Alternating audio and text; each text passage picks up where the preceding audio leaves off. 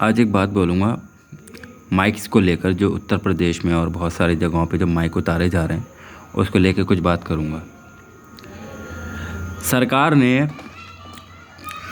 हुजूर सल्लल्लाहु अलैहि वसल्लम के टाइम की जो सुन्नत जो थी उसको ज़िंदा कर दिया है। अब बहुत सारे पूछेंगे कैसे कर दिया है भाई। ऐसे कर दिया है कि हुजूर उस टाइम पे माइक तो होते नहीं थे, ना लाइट थी, ना इलेक्ट्रिसिटी थी, ना रेडियो फ्रिक्वेंसी थी या कुछ भी था, कुछ भी नहीं था, XYZ कुछ भी नहीं था।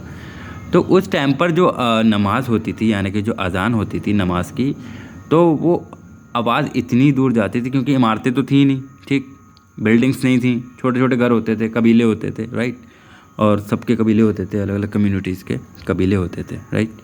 तो उस टाइम पे जो है जब माइक पे नहीं होती थी तब ये समझ लो 50-60 तो बहुत कम बोल दिए मैंने, 100-200, मैं बल्कि मैं ये भी कह सकता हूँ अपने अंदाजे से कि 2000 या जो भी है 200 कह लो कि जमात होती थी, ठीक, बिना माइक के।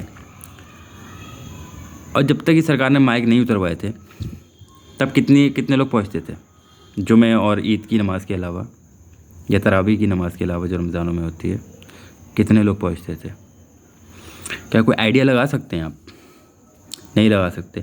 और हो सकता है कोई लगा भी ले, जैसे कि मैं लगा सकता हूँ। कितने लोग होते हैं मैं तो खुद ही देखता हूँ। ईद की नमाज़ अगर छूट जाती है तो बहुत सारे लोग कहते हैं अरे यार ईद की नमाज़ छूट गई यार, नहीं छूटना चाहिए थी, बहुत सवाब का काम है। अरे मेरे भाई, फ़र्ज़ नमाज जो सबसे ज़्यादा सवाब देती है उसको भूले बैठे हो और ईद की छूट जाती तो दिक्कत हो जाती है। मैं अब आता हूँ अपने पॉइंट पे जिसमें मैं बात करने आया हूँ, माइक पे। तो सरकार ने हमारे हुजूर सल्लल्लाहु अलैहि वसल्लम या सहाबियों की सुन्नत को कैसे ज़िंदा कर दिया? वो ऐसे ज़िंदा कर दिया है क्योंकि आज माइक हैं या माइक थे, जो भी है, या माइक थे, मान लो माइक हैं, आज मान लो कितने लोग पहुंच रहे हैं। जब उस टाइम पे माइक नहीं होते थे तो करोड़ों तो नहीं, बहुत ज़्यादा बोल दी मैंने, हज़ारों की तादाद में लोग पहुंच जाते थे नमाज़ के लिए, ठीक है। आज क्या है, माइक तो अभी जल्दी में उतरे हैं, 1 साल हुआ होगा। माइक थे, माइक उतरने पर इतना डिस्कशन क्यों? तुमने मौका दिया तभी तो उतरे, तुम मौका नहीं देते तो नहीं उतरते। अब ये जो तुम है, मैं कह रहा हूँ, जो तुम कह रहा हूँ, इसमें तुम में मैं भी आता हूँ, मैं अपने आप को भी कहूँगा। क्यों उतरे? क्योंकि आपको प्रोटेस्ट करना नहीं आता, आपको अपनी बात मनवाना नहीं आता। सिख कम्युनिटी को देख लो और भी कम्युनिटीज़ को देख लो, अपनी बात मनवाती हैं, राइट। लेकिन मुस्लिम कम्युनिटी को क्या हो गया, क्यों नहीं जागती है? ऐसा क्या सीन है? तादाद में कम हो क्या? सेकंड नंबर पे आते हो पॉपुलेशन में इंडिया में, ठीक। ये नहीं कहा जा रहा है कि मार, और जो लोग करते हैं और कम्युनिटीज़ के लोग जो तोड़ फोड़ करते हैं या जो भी करते हैं नारेबाजी करने के दौरान, वो मत करो। लेकिन प्रोटेस्ट कर सकते हो। जैसे सिख कम्युनिटी, हमारे सरदार लोग हैं, वो लोग करते हैं, उनसे कुछ सीख लो।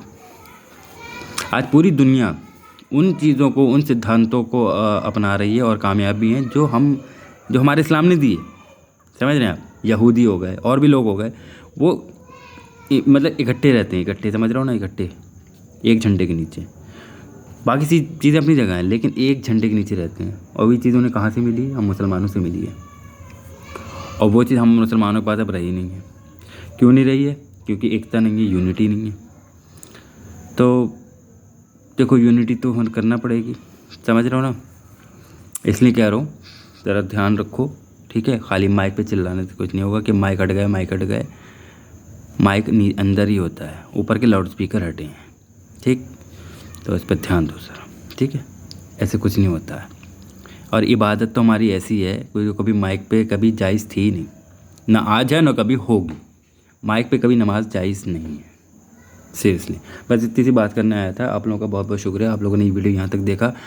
और शेयर करने की ज़रूरत नहीं है, बिल्कुल शेयर करने की ज़रूरत नहीं है। मैं शेयर करने के लिए बस मेरी बात पहुँचा दो, ठीक है। पब्लिक में बात करो इस तरीके से, ठीक है, ठीक है। अल्लाह हाफ़िज़।